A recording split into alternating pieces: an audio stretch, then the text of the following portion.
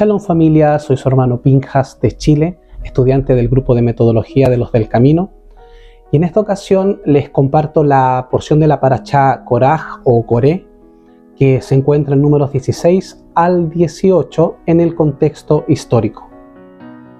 Los puntos a tratar en esta cápsula son 1. La rebeldía de Coré y 2. La vara de Aarón como testimonio contra la rebeldía. El doctor Jason M. Gaines, crítico literario del Pentateuco académico especializado en estudios bíblicos y teología del foro Torah.com, sugiere la presentación del episodio de la rebelión de Coré de la siguiente manera. Coré lidera un grupo de levitas y 250 ancianos para desafiar el nombramiento de Aarón como sumo sacerdote por parte de Moisés. Después de reprender a Coré, Moisés le dice a los jefes y a Coré que se presenten con braseros llenos de incienso y los encienda. Aarón hará lo mismo y Dios elegirá.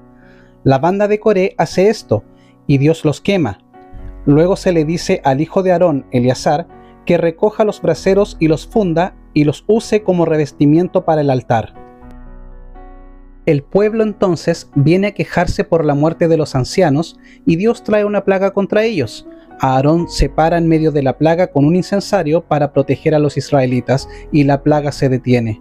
Entonces Dios hace que un representante de cada tribu traiga su bastón y escriba su nombre en él, y Dios mostrará qué tribu elige haciendo que el bastón florezca.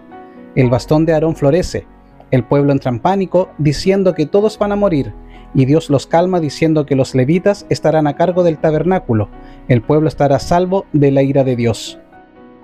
Números 16:1. Y se rebeló Coré, hijo de Izar, hijo de Coat, hijo de Leví, con Datán y Abiram, hijos de Eliab y On, hijo de Pelet, hijos de Rubén. Coré no había sido nombrado jefe de los coatitas, sino Elisafán, su primo más joven, según el contexto que da Números 3:30. Para entender el contexto histórico y el por qué probablemente haya sido la causa de la rebelión de Coré, veamos este gráfico que muestra lo siguiente. El abuelo de Coré fue Coat, según el relato de Éxodo 6 del 18 al 22. El padre de Coré fue Yitzhar, hermano de Uziel. Uziel fue el padre de Elisafán.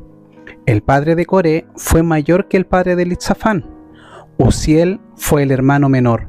Su hijo fue elegido para ser Nasí, jefe de clan de los coatitas. ¿Qué sienten los hermanos mayores y los primos mayores cuando el más pequeño es nombrado para ser su jefe? ¿Será esta relación familiar la razón de la envidia que luego llegó a la actitud de rebeldía de Coré? ¿Qué pasó con Ismael cuando Isaac, su hermanastro pequeño, fue nombrado portador de las promesas? ¿Qué pasó con Esaú cuando su hermano menor obtuvo la primogenitura en lugar suyo? Tuvieron celo y amargura.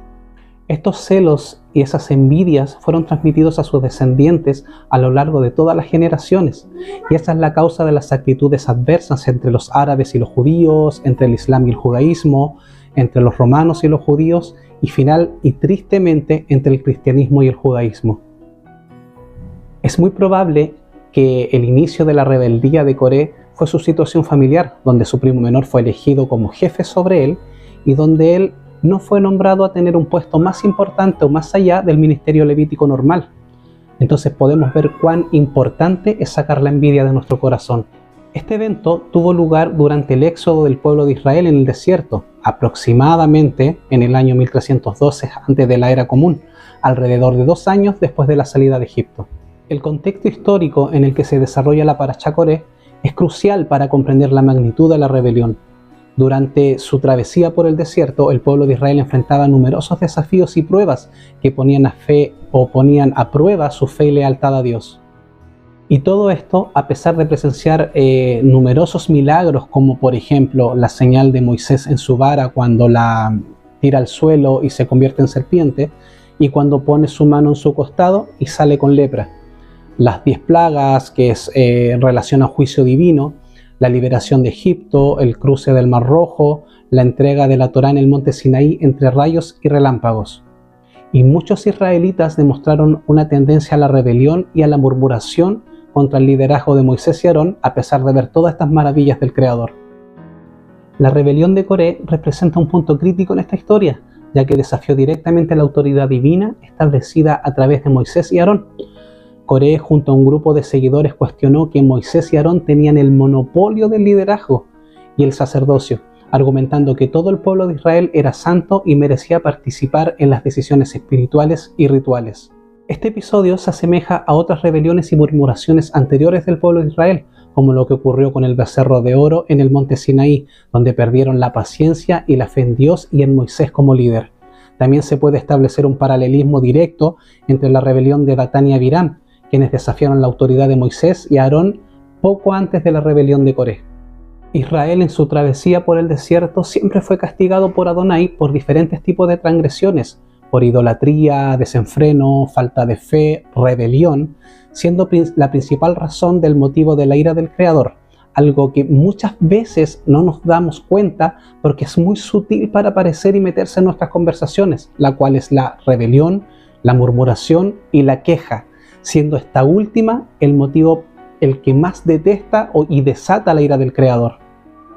Dentro de los episodios de queja y murmuración que menciona la Escritura en relación a Israel, son la falta de agua en Mará, la comida queriendo volver a Egipto a comer pescados, pepinos, puerros, hasta saciarse supuestamente, la falta de agua en Refidim, los cuestionamientos por dudar si Dios estaba con ellos, queja por querer comer carne despreciando el maná, algo que nunca más iban a tener, que habían tenido y que nunca más volverían a tener, y la murmuración por el matrimonio de Moisés con una mujer cusita, que era un habitante de Cus, más específicamente de una tribu de Arabia que es Madián, que algunas traducciones la mencionan como una etíope.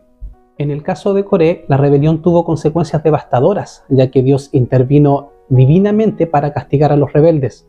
La tierra se abrió y tragó a Coré y a sus seguidores, y fue un recordatorio impactante del peligro de desafiar la autoridad establecida por Dios.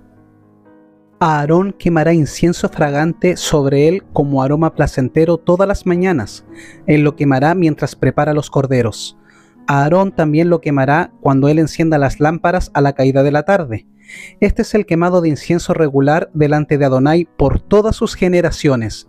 No ofrecerás incienso extraño sobre él, ni ofrenda de ascensión, ni ofrenda de grano, y no verterás ofrenda de libación sobre él.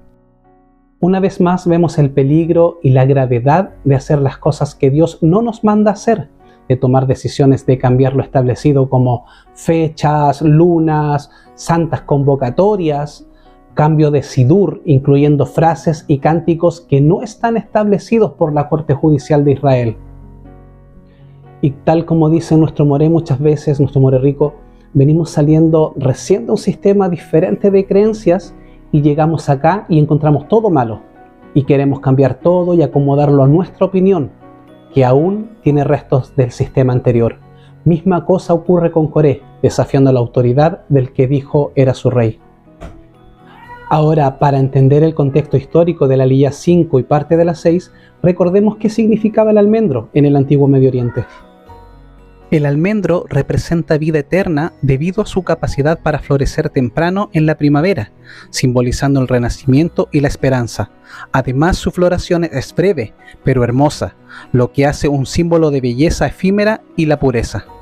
En la mitología griega, la flor de almendro se asocia con el amor que supera la muerte, y se cree que las flores de almendro significan el amor eterno, amor más allá de la muerte o consuelo al ser amado. Finalmente, Adonai pone como testimonio en la vara de Aarón que él es el que pone la autoridad y él mismo la respalda. En este caso, fue con un milagro creativo, cuando floreció la vara.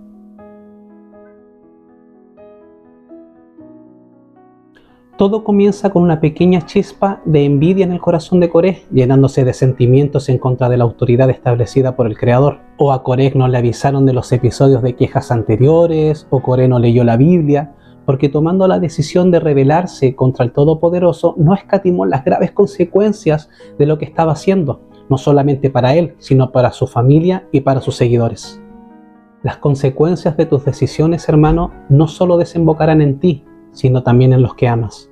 Si Adonai te eligió para una función en su reino, no tienes que defenderte o demostrar que Él te eligió, ya que las personas que te critican y planifican mal contra ti, solas se irán eliminando, como dice nuestro Moré. ya que ellos necesitan defender su supuesto llamado a costa de denigrar al que amenaza su ministerio. Adonai aborrece la rebelión y la queja. Es vital entender la autoridad porque él mismo fue la que la estableció. Sujetarse, orar por ellos, colaborar, porque no estamos queriendo agradar al hombre, sino a Dios, quien fue el que estableció esa autoridad y ese orden. Y siempre y cuando la finalidad del liderazgo sea guiarnos a la instrucción del Todopoderoso.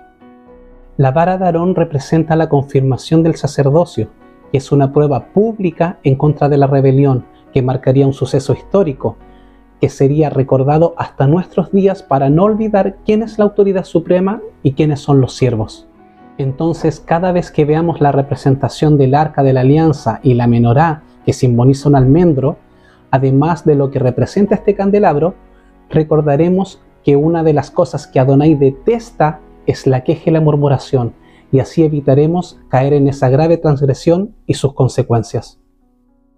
Querido amigo, te quiero invitar a que seas parte de nuestra comunidad, de nuestro grupo de estudios, y puedes hacerlo ingresando y suscribiéndote a Tesoros del Templo, en donde encontrarás mucha información académica. También puedes seguir los estudios totalmente gratuitos en Techuvá TV, ya sea por Facebook o por YouTube. Y también cada semana los estudios que se reparten en Roca Eterna HC, que son de mucha bendición para el pueblo de Adonai. Que el Eterno te guarde, que te ilumine, que ilumine tu caminar, que sea con los tuyos. Y nos vemos la siguiente semana en una siguiente porción de la Parashá. Que el Eterno los bendiga.